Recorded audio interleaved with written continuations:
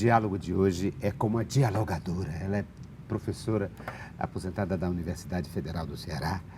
Ela é professora titular da Universidade Federal do Ceará, do Departamento de Psicologia e da Pós-Graduação.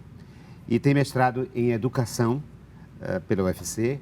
Tem também um doutorado em Ciências Sociais Aplicadas pela Unicamp.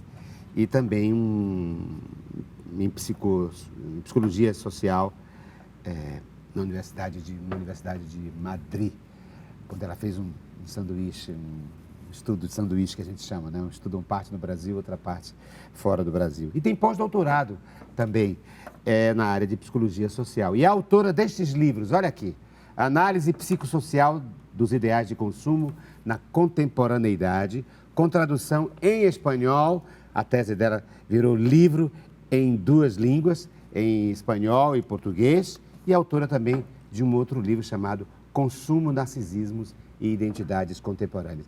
É com ela. Olha o nome dela. Fátima Severiano, está aqui ela, que linda. Obrigado pela sua presença. Eu que agradeço, é um prazer enorme estar aqui com você, Ricardo, em Diálogos. Diálogos, vamos dialogar, né? Vamos dialogar sobre a minha vida acadêmica, que eu coloquei, né, já um objeto ali, que é um ser professora. O ser professora. Isso. Porque você também trabalha com clínica, não é? Você tem uma também clínica. Eu iniciei a minha carreira como psicóloga. Como psicóloga clínica, na Clínica de Repouso Fortaleza e também no Instituto de Psiquiatria do Ceará. Mas a sua vocação mesmo... Após isso, eu fiz concurso em 1987. 87, eu entrei na Universidade Federal do Ceará e até então fui professora. E assim, com muito carinho, com muito afeto. Você se define mais seriedade. Então como professora mesmo? É a coisa mais, a vocação mais explícita, mais sempre flagrante. Professora, né? Eu adorei sempre dar aula para os meus alunos, a pesquisa também na pós-graduação, os congressos, as viagens e o dar aula em si. O que é o dar aula? Por que como você conceituaria o ser professor? Qual é a missão, o sentido? O sentido, você falou muito bem. Eu acho que nós precisamos, e cada vez mais os nossos jovens também, praticar o exercício do pensamento, o pensar. Né? E não é à toa que os meus livros, eles têm como referencial teórico fundamental os teóricos da Escola de Frankfurt. Né? Os teóricos da Escola de Frankfurt, principalmente Adorno, Horkheim e Marcuse. Né? São teóricos críticos que tiveram como objetivo fundamental justamente o exercício do pensamento crítico. Né? Então, eu acho que o dar aula em mim sempre foi, e com esses autores da teoria ao crítica, meu lado, né? da teoria crítica, foi sempre tentar um exercício de diálogo e de pensamento crítico, né? Suscitar, através do diálogo, através do ensino, da transmissão, suscitar novas ideias, né? Não ver apenas o óbvio, não cultuar apenas o fato, mas dentro de uma perspectiva dialética que os frankfurtianos são, né?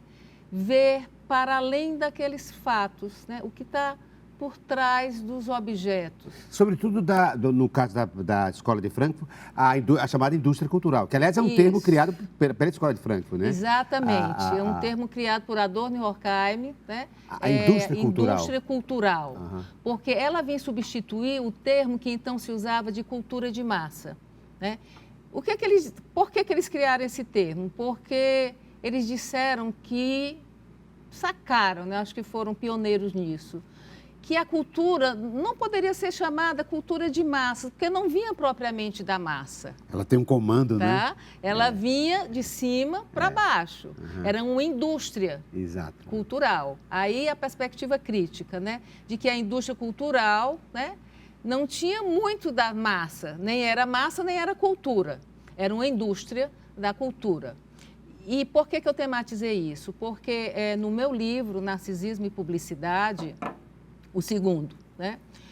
Narcisismo e Publicidade, eu entrevistei, ele tem uma parte teórica, toda teórica, onde eu vou falar sobre a manipulação do psiquismo, né, onde eu vou falar sobre alguns engodos, né, em relação aos ideais vinculados pela publicidade. E, posteriormente, tem toda uma parte empírica, onde eu entrevistei agentes publicitários, né? Tanto em Fortaleza, como na Espanha, como em São Paulo, na época que eu morava em São Paulo. E qual é o né? recorte? Quer dizer, qual é a conclusão? Qual é o viés pelo qual você caminha na sua tese? Tá. Em relação a esse problema, a essa problematização. Narcisismo e publicidade. Exatamente. Tá. Ele tem um histórico, né? O histórico vem antes, na minha dissertação de mestrado, que eu faço uma análise de Marcuse, né? Análise da sociedade de dominação da indústria contemporânea. Na época era 1990, né? Industriais modernas, vamos dizer assim, né? Então, qual era o pensamento de Marcuse, né? De que a subjetividade, os aspectos subjetivos, eram de extrema importância, né, para o mercado, né? Ou seja, muitas vezes a lógica do desejo, os meus ideais, né, eles estariam subordinados ao mercado, né? E aí via publicidade, certo? Então, a publicidade criando desejos, né? Criando subjetividades, necessidades. A publicidade, ela como uma amplificadora dos desejos, né? E uma tentativa de obturar a falta do sujeito, porque eu faço um nexo, uma relação entre a escola de Frankfurt e Freud também, né? Na questão do psiquismo, né? Então, é como se a publicidade e as mídias de uma maneira geral, não vamos falar só da publicidade agora, né? Também as redes sociais, né? Elas ofertam-se em objetos, mas esses objetos, eles não são vinculados no seu valor de uso, mas no seu valor sígnico. Ou seja, existem os signos de potência, de jovialidade, de beleza, de empreendedorismo agregado aos objetos. Aos objetos, então, sim. Né, e é com isso que a publicidade trabalha, né? É com isso que a publicidade trabalha. Ela vende uma marca que agrega valores, valores ideais, né? E muitas vezes, né, o indivíduo inconscientemente, ao adquirir determinados objetos, né, pensa que vai incorporar aquele valor, vai ficar lindo, maravilhoso, vai ficar inserido socialmente, ou forte, viril, enfim, quaisquer que sejam os valores, né? Ou seja, obturando faltas do humano. O ser humano, de acordo com Freud, era isso que eu ia colocar, né? Ele é um ser de falta. Você nasce com faltas, com buracos. Você não é um ser completo, né? Então, esses objetos, eles viriam como que tamponar essas faltas, né? Só que tem uma coisa. Do nosso olhar narcísico, não é? Sobre nós mesmos, claro. Sobre nós mesmos, porque nós queremos ser inteiros. Nós queremos a inteireza. Unos, né? Inteiros, né? Então, aqueles objetos, eles... Nos complementam. Complementariam, né? Só que existe um obsoletismo planejado na indústria. Os objetos, né, não são perenes. Obsolescência programada. Exatamente. E é um conceito de Marcuse. Sempre que você compra, nunca dá conta. Não tem fim, porque vão surgir outros. Saciado se procria. E outros. Ele nunca é saciado. Ele, na realidade... Ou parcialmente saciado. É a promessa... A promessa de saciedade. Né? A promessa de saciedade, exatamente. Que nunca chega lá.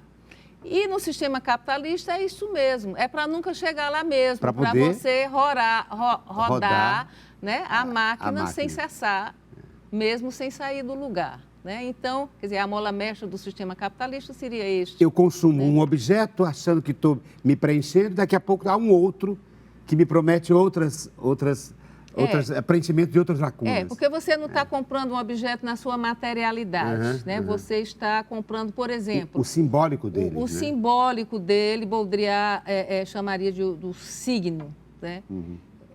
Você vê, às vezes, por exemplo, todas as marcas, elas têm, às vezes, um sloganzinho que fala desse espírito do produto. Exatamente. Por exemplo, Marlboro, domínio do seu território, Calvin Klein, a elegância clássica, deixa eu me lembrar de outro. Liberdade é uma calça velha, azul e desbotada. Isso. Quando, na verdade, a calça velha azul... É só a calça velha, azul e desbotada. Isso. Não há nenhuma liberdade nisso. Mas há um valor agregado. Há um valor agregado. Que a publicidade incentiva e sobre o qual ela se sedimenta. Se sedimenta. E também nós próprios, né? Com o passar do tempo, nós próprios nos tornamos mercadoria.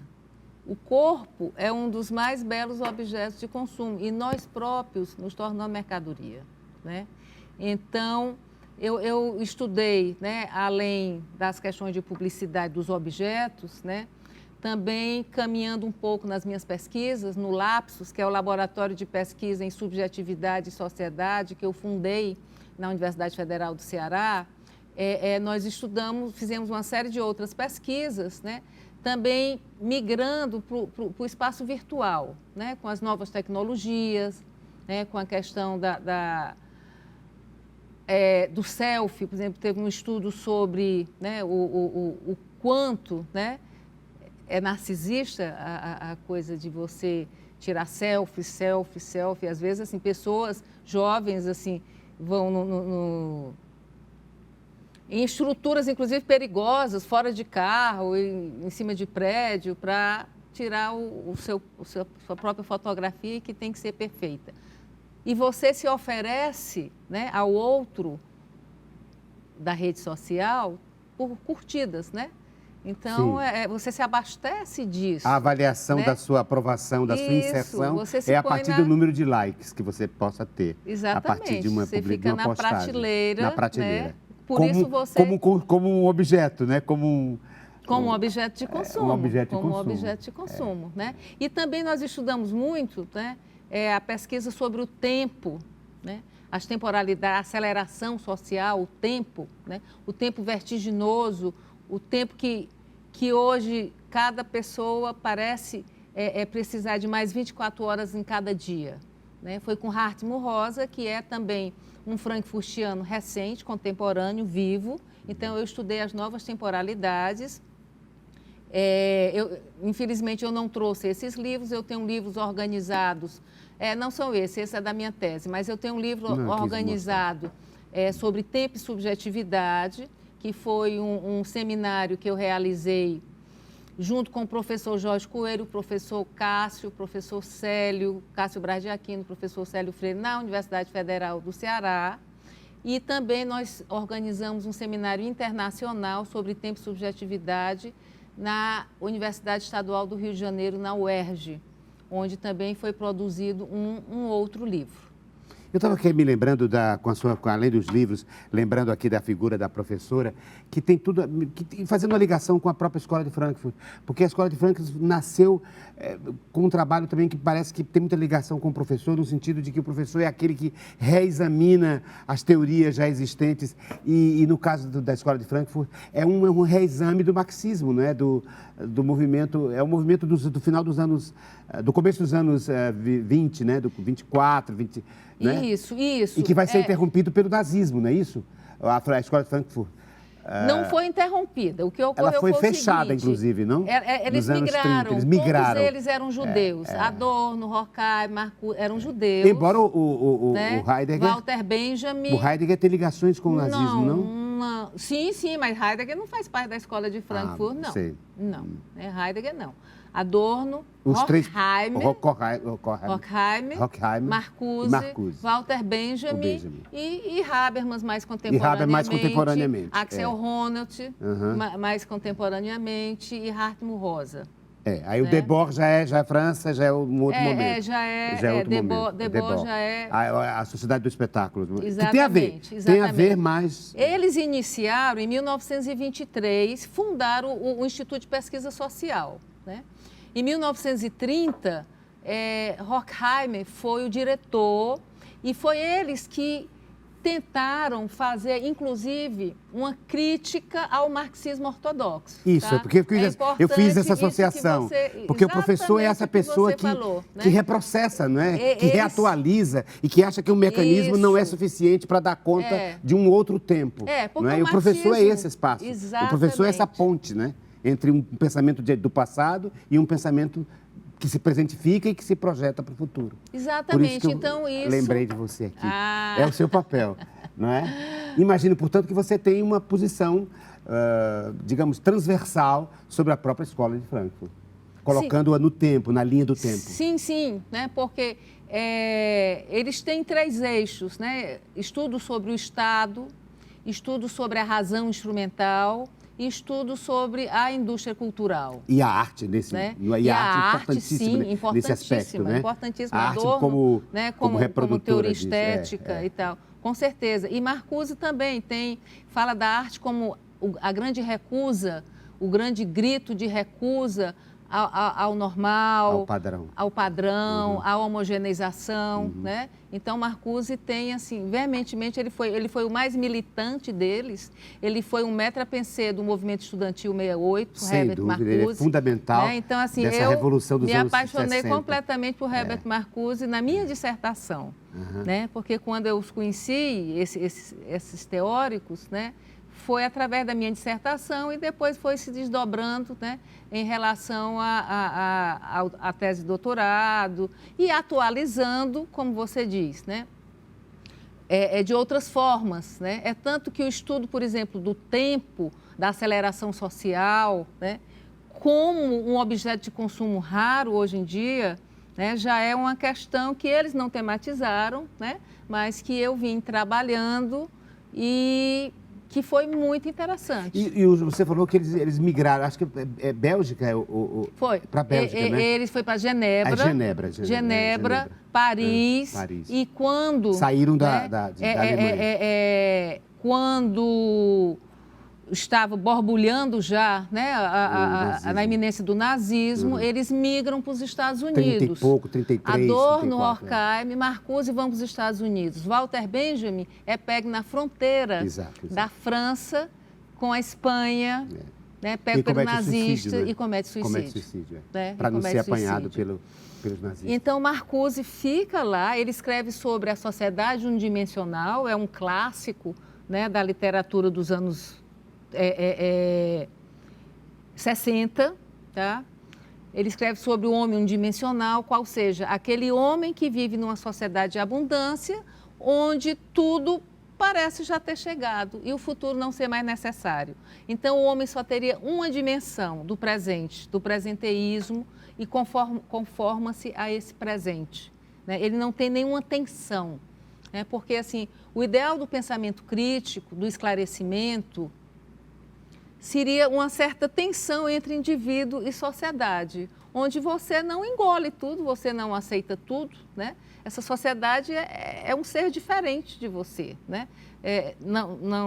Não é uma adaptação completa e absoluta. A adaptação completa e absoluta é de alguém que se acomoda, né, e não exerce nenhuma crítica, né? Então, essa tensão, né, é o que é preservado muito, né, e pontuado muito na perspectiva frankfurtiana para um pensamento crítico, né, onde você não fique repetindo, né, coisas que são colocadas, né, seja nas redes sociais atualmente, seja via mídia de uma maneira geral, mas que você tenha uma sensibilidade crítica. Eles falam da razão instrumental, que é diferente da razão sensível, que é a razão da arte, a razão do qualitativo, a razão da sensibilidade. E a racionalidade instrumental, da qual se opõe, é uma racionalidade tecnicista, quantitativa, que não avalia, né? Não avalia valores. Tudo serve, contanto que funcione. Eu acho tão bonito essa tridimensionalidade que eu estou vendo aqui emergir da fala da professora Fátima Severiano, porque veja a tridimensionalidade. A psicologia, né, a sociologia, porque você, né, tem um trabalho enorme em psicologia social e em ciências sociais, e a educação, porque você vem desses três núcleos, né? Sim, educação, sociologia e psicologia. E como isso se conecta, porque, por exemplo, mesmo no sistema psíquico freudiano, falo eu, nós temos uma dimensão social, uma influência do social muito grande com o superego, né? Com que a gente estabelece, né? O superego seria uma instância... Uma instância do social dentro interiorizada, de nós. Interiorizada, né? Exatamente, né? interiorizada. E que nos comanda, que nos julga, né? Que nos... né? Nos direciona. E que nós introjetamos, né? Né? Da sociedade da qual pertencemos, né? E o próprio inconsciente, ele é atravessado por uma linguagem, que é cultura, né? E nós somos seres essencialmente culturais, né? O processo de hominização só se dá através da nossa inserção na cultura. E o Freud fez essa separação triádica, digamos, né? Dessa tríade ego, superego e inconsciente. Mas, na verdade, isso está tudo, né, interligado, né? Há reflexo, dentro do inconsciente, tem reflexos de censuras internas, Claro. Né, de padrões. Mas o próprio Freud diz, no Psicologia de Massas e Análise do Ego, que toda psicologia é, em última instância, psicologia social. Tá? Isso são palavras do próprio Freud. Gênio, né? Gênio. Porque é verdade. O indivíduo é feito do outro, não é? É claro, do que você pensa, inclusive sobre si mesmo. Sim. Quando você se pensa outro, não é? Sim. É o seu. O outro pensa outro, não é sobre você mesmo. Mesmo que você esteja sozinho em seu quarto, angustiado, você está angustiado por algo que na sua ambiência, no seu tempo, lhe produziu. Você não é uma mônada cerrada, né? Inviolável. Não, você é permeável. Somos seres permeáveis. Poroso. Né? Poroso. Isso, você foi na palavra exata. E eu queria até colocar também um outro objetozinho aqui. Olha, que é... Fátima Severiano. As viagens, as interdisciplinaridades. Olha aqui, é a minha bruxinha viajante. Ela me trouxe uma professora e uma bruxa. Explique-se, você as duas, você vive essa dualidade, Severiano, em Fátima? Eu vivo várias pluralidades. Mas agora em relação a essas duas, como é que você pode congeniar? Elas se complementam, e se enriquecem, porque se for só a professora, fica chata. Né? Aquela coisa só... E as viagens que a bruxa faz também povoam a cabeça da professora. Também povoam a cabeça da professora. E a professora também, como é que chama? Organiza a bruxaria e as loucuras da bruxa. Isso. Fale mais sobre isso. Pronto, muitas viagens. Você sabe que desde que quando eu tinha 16 anos, eu fiz uma longa viagem. Eu passei um ano fora, naqueles intercâmbios culturais que tinham. Passei um ano nos Estados Unidos. Aos 16 anos, morei lá. Morei em Wisconsin, Mequon, uma cidadezinha do subúrbio.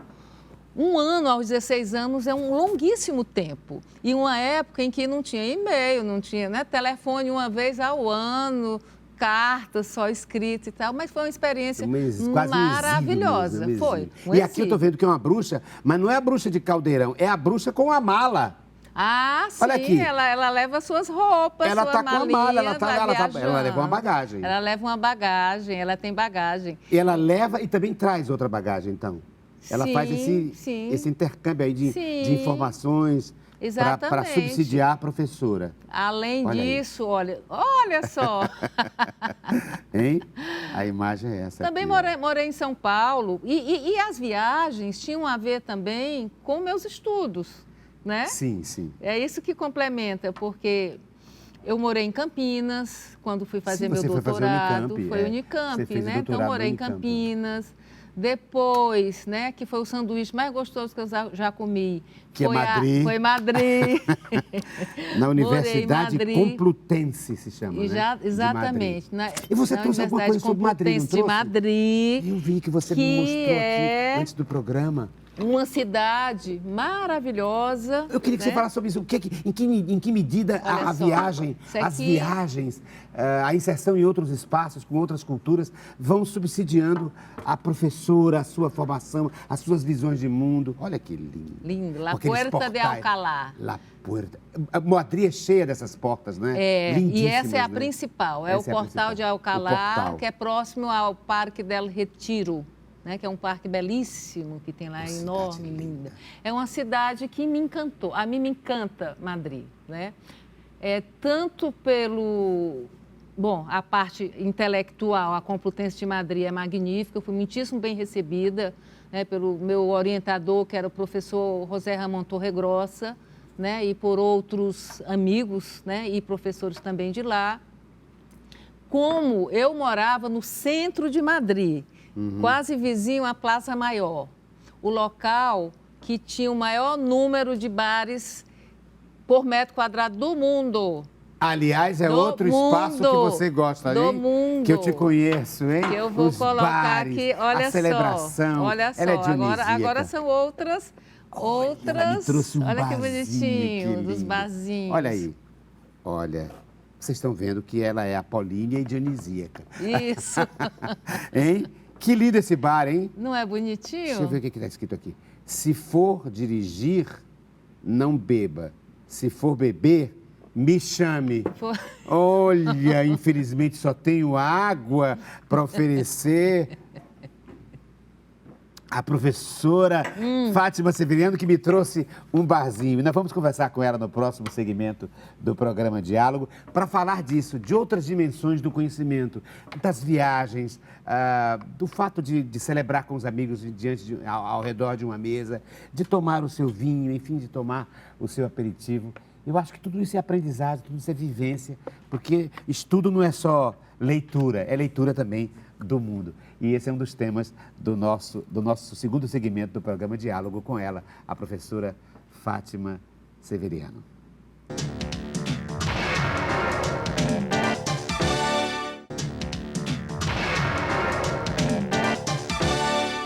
Olha, o diálogo de hoje é com uma professora, mas é também com uma autora, doutora, ela é doutora e professora titular da Universidade Federal do Ceará e tem doutorado em Ciências Sociais Aplicadas e também em Psicologia Social e autora deste livro aqui, ó, que trata de narcisismo e publicidade. Eu me refiro a ela, olha o nome dela, ela me trouxe até a plaquinha que está lá na salinha dela. Ela se chama Fátima Severiano. É com ela o nosso diálogo, porque ela é professora, mas ela disse no segmento anterior que era também bruxa e que era frequentadora de bares. Então ela vai falar mais sobre isso. Como é que esse conhecimento se dá com a vivência, com a convivência e não só com as teorias e com os livros e com a prática da sala de aula? As vivências, né? As vivências com os amigos. Os amigos são coisas muito importantes. E é na universidade, né, que eu fiz as minhas melhores amizades, né? E foi em bares, conversando com amigos, né? Uns mais próximos, outros não, mas assim, até hoje, né? O cantinho acadêmico era um local assim muito frequentado, que depois das supervisões, depois a gente ia para o cantinho acadêmico ali em frente à Praça da Gentilândia. Era muito bacana. Dentro da DUFCE, também, que é a nossa Associação dos Docentes. Dos docentes da UFC. Junto com colegas. E o bar é igual? Tanto faz o bar da Fortaleza quanto o bar de Madrid? A boemia é universal? Eu acho que a boemia é universal.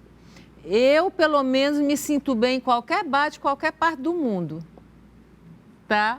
De Caucaia ao Afeganistão. Exatamente. E gosto muito, assim, dos bares. Por exemplo, do Rio de Janeiro, aqui é uma cidade maravilhosa de bares. Você me trouxe outra cidade, né? Trouxe outra cidade. Além de Madrid, você me trouxe... Porque no Rio de Janeiro eu fiz meu pós-doutorado também lá.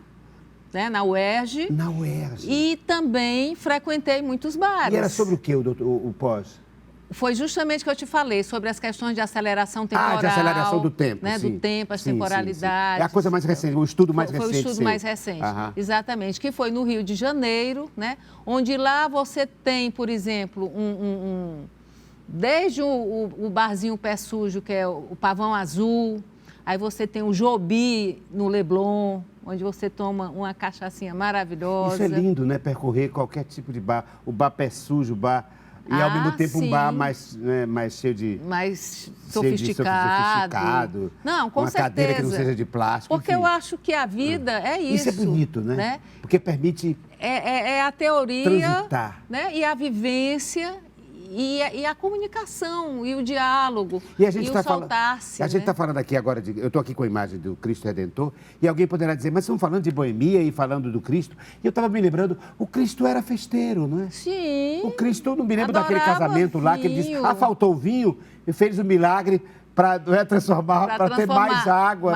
Para transformar água em vinho. Para que a festa não acabasse. Sim. Acho que é da boda de Canaã, acho que é. Boda de Canaã. De Caná, acho que é assim. É um casamento, faltou vinho, ele disse, não tem problema, continuemos a festa. Não é bonito isso, né? A gente sempre associa o Cristo a uma pessoa carrancuda, não é séria. E ele era isso, e severo às vezes, não é? E precisava ser.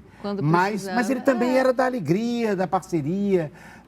Sim, da alegria, da parceria. Do acolhimento do outro. Não é? E tomava um vinho. E tomava vinho. Que bonito. E disse para Maria Madalena que quem não tivesse, né, seus pecados, atirasse a primeira pedra, né? Disse para quem estava apedrejando a Madalena. Ele disse, aquele que não tem pecado, seja o primeiro a tirar a pedra. É lindo isso, né? Acolhimento. Né? Sim. Das pessoas. Então, essa imagem do Cristo, né, que me reporta, né, ao Rio de Janeiro, que foi a cidade que me acolheu também. Desde os meus 13, 14 anos, eu tinha um tio que morava lá e eu ia ao Rio de Janeiro, ele morava em Copacabana. Né? Quando eu morei, ultimamente, no meu pós-doutorado, foi em Copacabana também, vizinho a um bar chamado Belmonte, que é maravilhoso. Né? Então, está sempre associado, né? Assim, é uma interface. E você acha que, juntando aí com psicologia, o aperitivo, a bebida, a boemia, abrem as portas do inconsciente um pouco mais? Você se torna menos crítico, abafa um pouco o superego, os julgamentos? Qual é a função aí da celebração dionisíaca? Não vai pela função, né? O lazer, ele não é para servir para alguma coisa. Ele é justamente para descontrair, para você não ter função no sentido de eu vou para poder abrir mais meu consciente. Não, você vai para desobrigar-se das coisas. E nesse desobrigar-se surgem, né, coisas do âmago, né? Surgem questões que podem ser, né, mais ao nível inconsciente, né? Mas surge, na realidade, de fato, não vai surgir o inconsciente, vai surgir uma espontaneidade, né? Você, em termos de superego que você colocou, o superego, ele se aplasta, ele se dissolve mais e você consegue, né, expressar-se, cria coragem para algumas coisas, mas tudo na realidade é seu. Nada se cria, né? Nada se... Apenas aquilo se propicia, né? Apenas se propicia. A situação propicia, mas já está interno. Exatamente, já está interno, né? Então, assim, ninguém vira outra personalidade, não, né? Só porque tomou uma taça de vinho tudo já está, garrafa. Tudo já está em você, tudo já está em você, né? Mas é uma prática social, pelo menos da minha parte, né? Eu não gosto de beber só. É uma prática social onde grandes amizades, né, foram realizadas através, né, de conversas com uma cervejinha, né, com uísque, Alain Vinícius de Moraes dizia, eu não conheço amizade feita em leiteria. Ele dizia isso, né? Eu não conheço amizade que você fez tomando leite com um amigo. É sempre, né, num momento de descontração. E também com colegas professores, porque atualmente a DUFS está na Avenida da Universidade, mas ela já esteve dentro da área onde a psicologia está inserida, que é ali em frente à reitoria, no Benfica. Sim, né? Sim. Então, a DUFS já foi ali dentro. Eu me lembro. Então, era um momento de confraternização. Depois das aulas, né? Nós íamos lá tomar uma cervejinha. E eu estou me lembrando E vários professores de outras áreas do PC iam para lá e a gente travou. E eu acho que o emblemático conhecimento. disso é a professora Simone Simões. Se lembra dela? Ah, a nossa sim, linda queridíssima, antropóloga, muito querida. que dava aula no bar. Ela dava aula no bar. Ela terminava lá o pedaço da aula e ia para lá. O bar era extensão, da sala de aula sabe dela. Com quem e ela mais? continuava...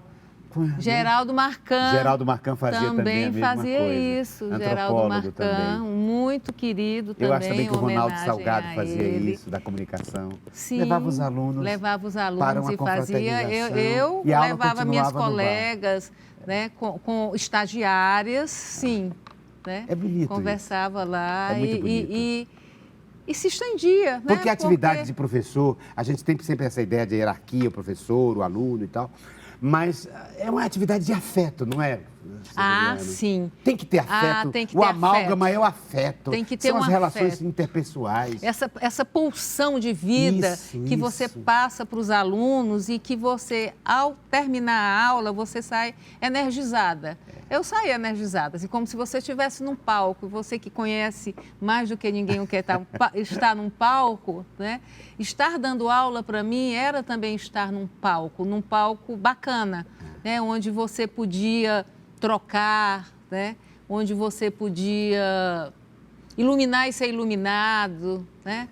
Eu sempre gostei muito dos meus alunos. A própria neurociência mais recente, estou aqui me lembrando do Francisco Moro, que é um espanhol, né, que mora nos Estados Unidos, acho que é nos Estados Unidos ou na Inglaterra, e que tem pesquisa sobre isso, da neurolinguística, de que um dos axiomas dele é de que você só aprende aquilo que afeta o afeto, entende? Sim. É preciso que os dois hemisférios se comuniquem, não é? O do mais analítico e o mais criativo, porque senão você não fixa. Você só aprende aquilo que você ama. Mas aquilo o método... que você se afeiçoa. Isso, até Paulo Freire vem disso. O método de alfabetização de Paulo Freire, né? Onde ele mostrava objetos, tijolo, né? Para alfabetização, né? De meninos da periferia. Ele mostrava objetos que eram... Olha como tem inspiração aí em Paulo Freire. Ele construía as sílabas das palavras, né, com objetos cotidianos que circundavam aquele aluno a ser alfabetizado, né, e que afetava em sua vida, afetava ele. Eu trouxe uma música para você. Sempre eu tenho uma música que tem a ver com o tema que ela estuda, com a pessoa que está aqui.